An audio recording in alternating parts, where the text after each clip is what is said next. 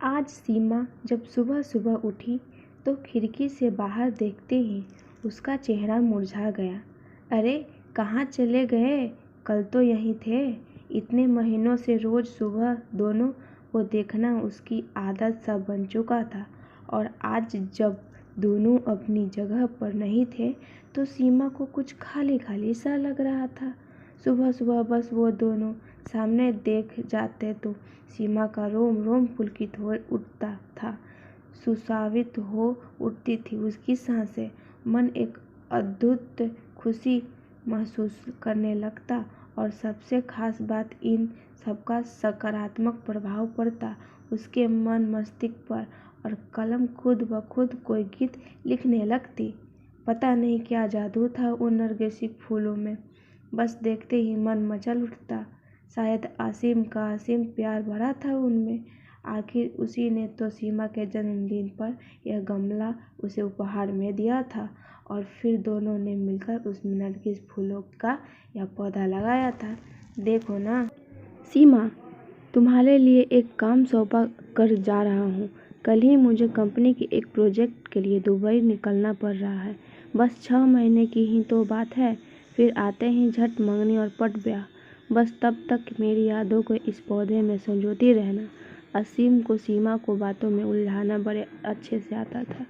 असीम बेशक चला गया था, लेकिन सीमा हर रोज़ अपने अरमानों से उस पौधे को सींचती रही। सीमा की खुशी का उस वक्त ठिकाना नहीं था जब वह एक रोज़ सुबह उठी और उसने पौधे पर 2 फूल खिले हुए देखे। पीले रंग के दोनों फूल बिल्कुल एक दूसरे से जुड़े हुए थे, सीमा और असीम की तरह। सीमा रोज़ उन फूलों को निहारती रहती और असीम को याद करती। सीमा की रोज़ असीम से फ़ोन पर बात होती थी। भला 2 साल से चल रहा प्रेम दूरियों से कैसे कम हो सकता था। इसी प्रेम को शक्ति ने तो उसे क्या से क्या बना दिया था। कभी किसी को चिट्ठी पत्री में 2 अक्षर न लिखने वाली सीमा की कला आज अनवरत चलने लगी थी। अपने जज्बातों की स्याही में भिगोकर क्या क्या न लिख डाला था उसने। तेरे एहसास में खुद को ऐसे फना कर दिया हमने, जिंदगी बाकी न बची, न तेरे साथ और न तेरे बाद। पता नहीं कैसे एहसास थे जो दिल से निकल कर पन्नों पर बिखरते रहते थे। जब भी मन होता सीमा उन नरगिस के फूलों को निहारते हुए खिड़की के पास कागज कलम लेकर बैठ जाती।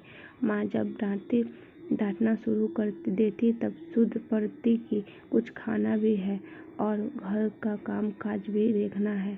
पता नहीं पिछले कुछ दिनों से क्या हो गया था उसे। पतझड़ का मौसम आ गया था, फूल मुरझाने लगे थे। माली से पूछ कर खाद पानी भी डाला। असीम को फ़ोन पर बताया तो वह भी पहले खूब हंसा, फिर बोला पतझड़ बीत जाने दो, सब कुछ ठीक हो जाएगा।